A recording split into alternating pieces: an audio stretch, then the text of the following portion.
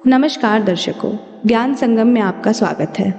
आज हम आपको महाभारत के महान योद्धा कर्ण की जन्म की रोचक कहानी सुनाएंगे। महाभारत प्राचीन भारत के संस्कृत में दो प्रमुख महाकाव्यों में से एक है। ये बाइबल का 3 गुना है।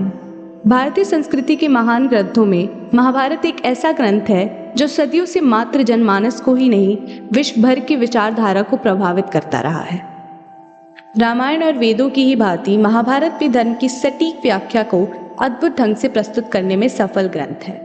महाभारत एक महान रचनाकार महर्षि देव व्यास की महानतम रचना है।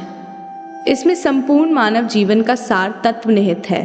यह ग्रंथ संपूर्ण रूप से धर्म का आचरण करते हुए मानव जीवन को परमात्मा के सत्य स्वरूप की ओर ले जाने वाला है। इस रचना को पढ़कर पाठक का मन द्रवित हो जाता है। कभी ये आनंद की निसीमित तरंगों में बहता है तो कभी अवसाद की करुणाओं से झकझोर डालती है। जैसा कि हम जानते हैं, धृतराष्ट्र, पांडु और विदुर का पालन पोषण का भार भीष्म के ऊपर था। तीनों पुत्र बड़े होने पर विद्या अध्ययन के लिए भेजे गए।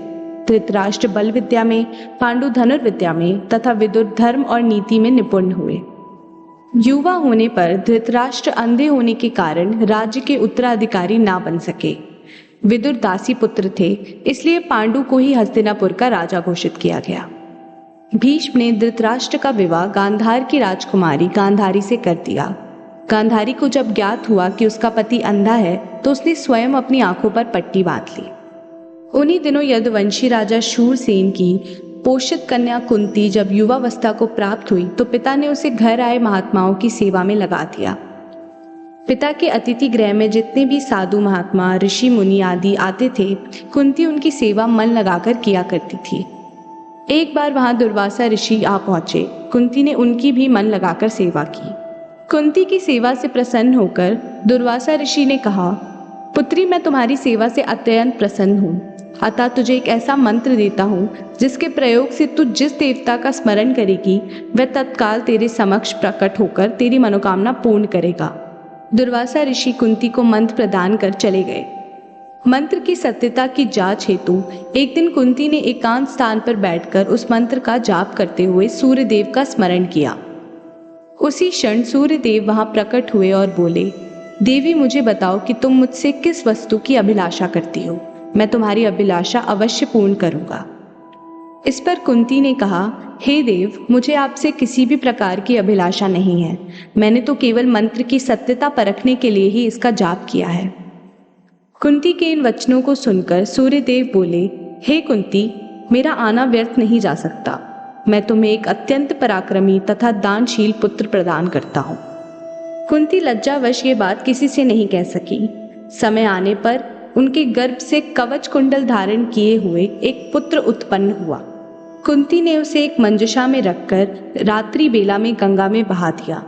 वह बालक बहता हुआ उस स्थान पर पहुंचा जहां पर धृतराष्ट्र का सारथी अधिरथ अपने अश्व को गंगा नदी में जल पिला रहा था।